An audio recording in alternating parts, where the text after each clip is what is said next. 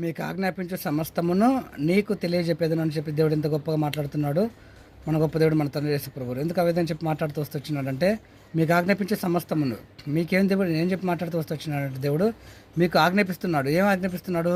ఒక ప్రత్యేకమైన మాటలు ఆజ్ఞాపిస్తూ వచ్చినాడు. నీకు ఆజ్ఞాపించే సమస్తమును, నీకు ఏదైతే సమస్తం, ఒకటి కాదు రెండు కాదు, ఇది ఇస్తాను ఇది చూపిస్తాను ఇది జరిపిస్తాను అన్నట్టుగా సమాధానంగా కాకుండా, సమస్తం నీకు ఏదైతే మీకు ఆజ్ఞాపిస్తూ వచ్చినాడో ఆ సమస్తమును దేవుడు నీకేం చేస్తూ వచ్చినాడు, నీకు తెలియజెప్పేది. ఆ యొక్క సమస్తంలో నువ్వు ఏం చేయాలంటే, దేవుడు నీకు ఒక సమస్త సంపూర్తి గొప్ప కార్యాన్ని తెలియజెప్తున్నాడు. కాబట్టి ఆ యొక్క సమస్తంలో ఉన్నటువంటి గొప్ప కార్యాన్ని నీకు దేవుడు ఏదైతే సంపూర్తి తెలియజేయాలని నీకు అనుకుంటూ వస్తూ వచ్చినాడో, నువ్వు ఏదైతే సంపూర్తిగా నువ్వు గ్రహించాలని అనుకుంటూ వచ్చినావో దానిని నువ్వు తెలుసుకోవాలి, గ్రహించాలి.